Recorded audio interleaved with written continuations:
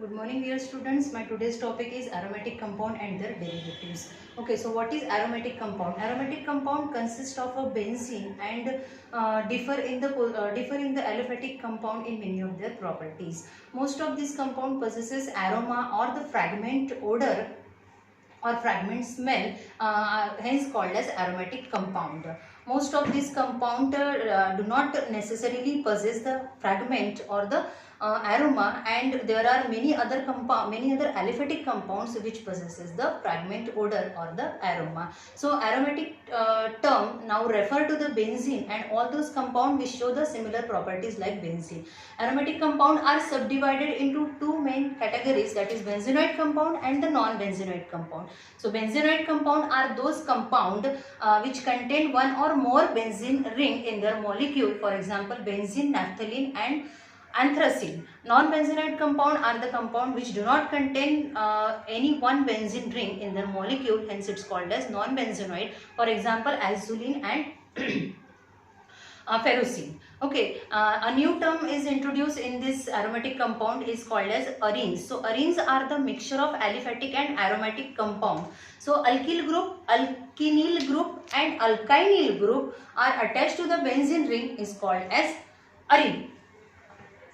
That is arene group or arene. Okay, so this is alkyl group. In this benzene ring attached to methyl group, hence it's called as methyl benzene or toluene. This is the special name of this compound. So in this compound there is aliphatic compound and aromatic compound too. So this is the mixture of aromatic and aliphatic compound, hence it's called as arene. Then alkenyl group. In this is the example of arene. This is called as styrene. In this also there is aromatic compound and aliphatic compound. Then alkynyl group.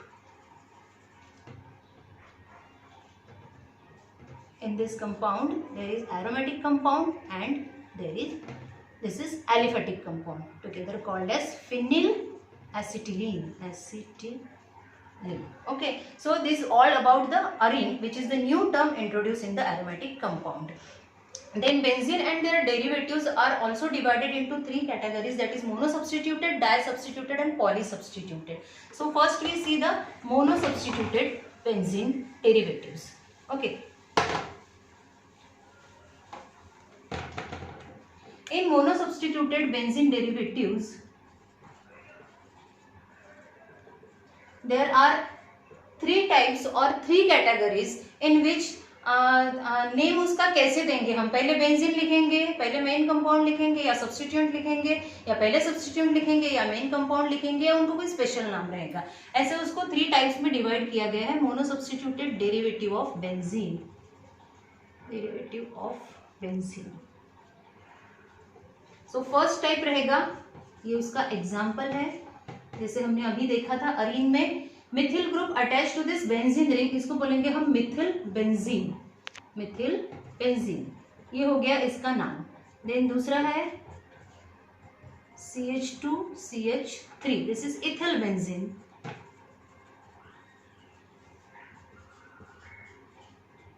Cl, this is chlorobenzene. In this group पहले हमने क्या लिया, substituent का नाम लिया है, बाद में बेंजीन का नाम लिखा है. अब दूसरे टाइप में हम क्या करेंगे, पहले बेंजीन का नाम लेंगे, बाद में सब्स्टिट्यूएंट का नाम लेंगे. SO3H group attach to this benzene ring, it is the name is benzene sulphonic acid.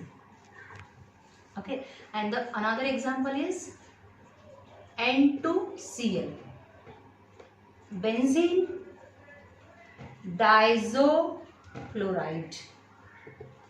Azo group is क्यों आया है यहाँ पे एजो ग्रुप, N2 की वजह से. ठीक है. Then third compound means third category, इसमें स्पेशल टाइप्स के नाम रहेंगे इनको. इसमें कोई भी बेंजीन का नाम पहले या सब्स्टिट्यूएंट का नाम पहले ऐसा कुछ नहीं रहेगा, इनको स्पेशल टाइप के नाम रहेंगे. CH3 यहाँ पे अटैच है, फिर COOH है, फिर CHO है, यहाँ पे OH है, यहाँ पे ये अल्किनिल ग्रुप अटैच है, CH double bond CH2,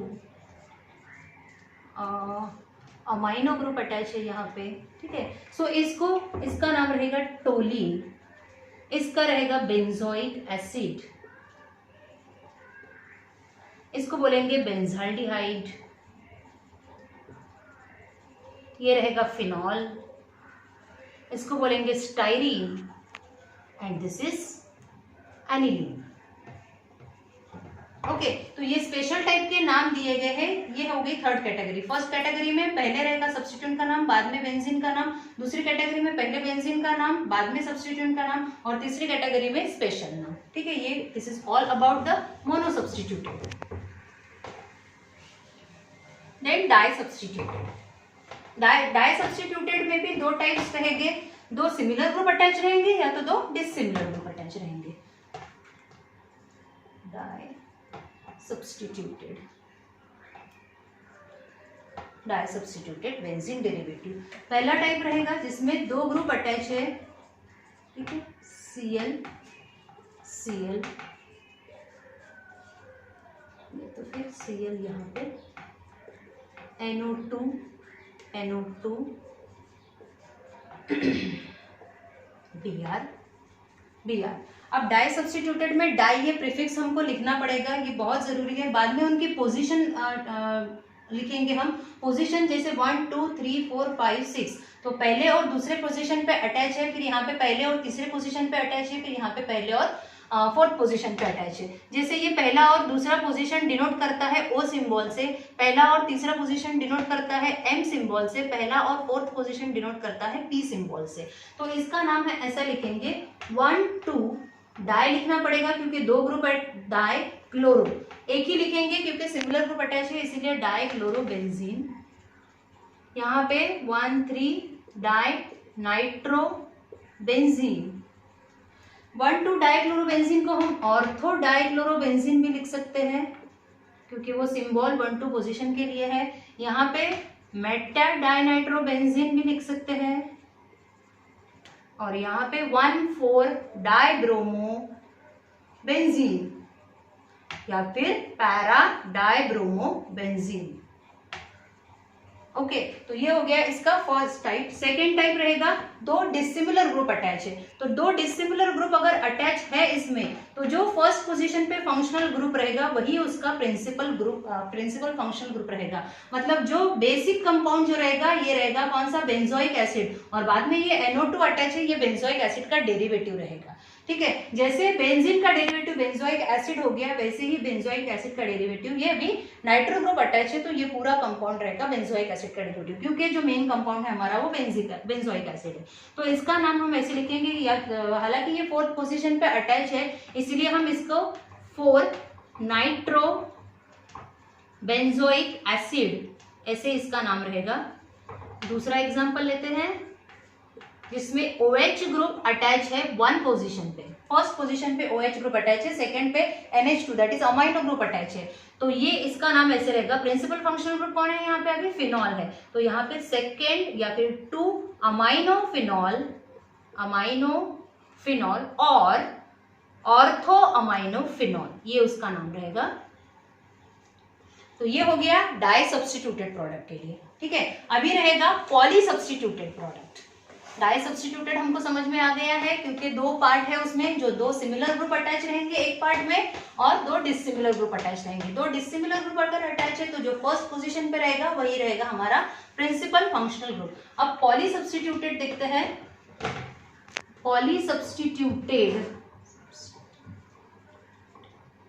benzene derivative.